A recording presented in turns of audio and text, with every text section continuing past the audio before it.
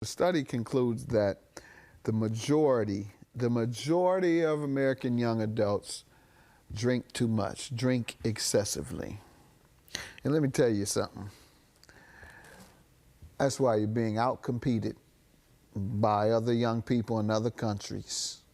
Because you all over here getting drunk all the time, excessively, passing out. I hear that so much. He drank till he passed out. Particularly these fraternities on college campuses. In a minute, other countries and their young people are going to have all the jobs, and you all going to wonder what happened. And they're going to say, while you all were getting drunk, we were getting tutored. Asian kids, just let me make an example. The Asian kids who my children went to school with, my kids come to me and say, Dad, all the Asian kids, they have to get tutoring. And we don't understand because they get all A's already. They get tutoring with all A's. And that's why America is number 19 in math and science achievement on tests. Richest country in the world, 19th in education.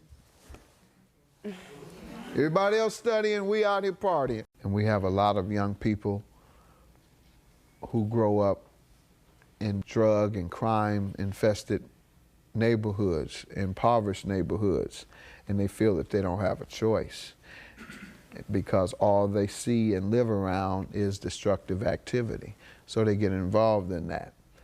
But there are some young people who just want to be in the game because they think it's cool, because the rappers talk about drugs and they wear the chains, and so I'm gonna wear that and I'm gonna look and I'm gonna act like a thug, even though these young people think it's glamorous to look like a thug and play the role. The hood, the hood, the hood.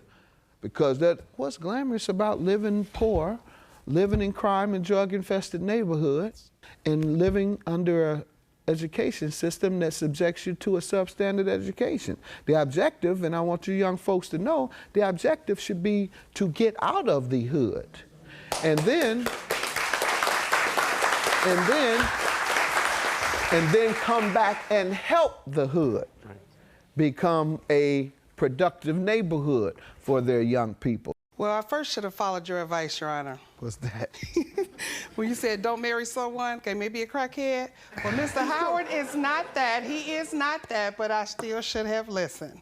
How long did you know him before marrying him? 2 weeks. That's the point I'm making. That's the point I'm usually making, is know who you're marrying. Absolutely, I agree. And the only way you can know who you're marrying if you know them for a while. That's true. And so you can hide a crack habit for 6 months. Some, if they're clever enough, can hide it for longer than that. How long did it take for her to find out you was crackhead? I'll be crack. You said? No, I said he's not a crackhead, but I should have listened to you, your words. Oh, I know you mentioned crackhead. I know you mentioned crackhead and you said you should have listened to me. I'm sorry, sir. That's what I thought. I'm sorry. And I was about to say, he's certainly off crack now. Biggest one I ever seen.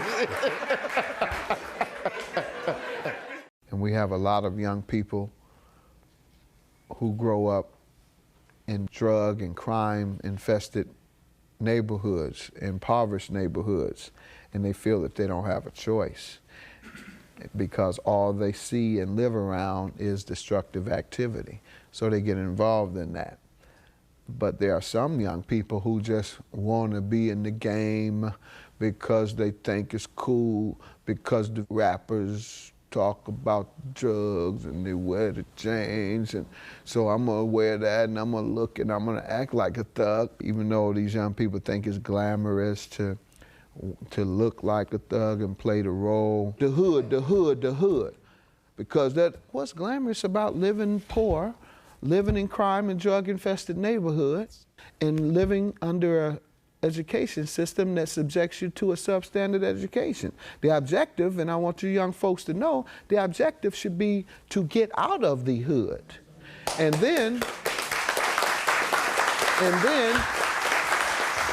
come back and help the hood become a productive neighborhood for their young people. thank you for being understanding and accepting the gay community, just like with the different bullying and different things like that. It's just really hard to come out and be gay. Natasha was my first open gay relationship. The first person I told was my mom. She was very upset when I first told her. I sent her a text and was like, well, I don't want you to be mad or treat me any different. And then she sent me a text back and was like, you're with that girl. She knew about Natasha. And I was like, yeah. Then after that, she did treat me a little different because she works for a church. And so she was almost embarrassed at what the people would think in the church, but then eventually she came around, and I love her for that. But then I still to this day have family and friends who haven't talked to me, and 2 years ago, this is when I came out. And just with that, you just need to be confident in who you are as, being gay and coming out. So I just want to thank you for that. All right. I'm glad you recognize my efforts to eliminate discrimination in sexual orientation, because ain't nothing to be an advocate for. Yeah, I mean, everybody's the same. So, no, you don't need an advocate. You need to stop people from being discriminatory. Those are two different things. Like, I have the authority in the state of Florida to lock anybody up who breaches their bond. I can shake hands with you just because I have gray on my hair, and come on up here, Doyle, I'll shake hands with you, and I'll show you just what I do. Okay, Go keep ahead. an eye on this. I'll watch it. What are you going to do? You're under arrest. Oh. Okay? That's it. I don't play no games. I'm out there to protect myself. Do you take a group with you, a crew? Her and my nephew. That's your backup? Your wife? Let me ask you something, Your Honor. Let me ask you something. If she was standing in front of you with a 12-gauge shotgun, would you argue with her? No, There's no, your okay. answer She right has there. that 12-gauge standing behind you. Absolutely.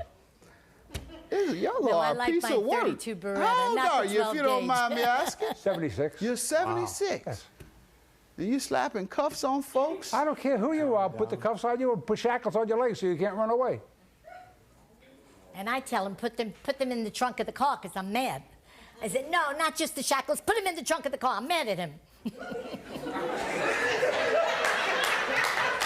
We better stay out of Florida. Wow. Ma'am, you haven't paid this man his money after all this?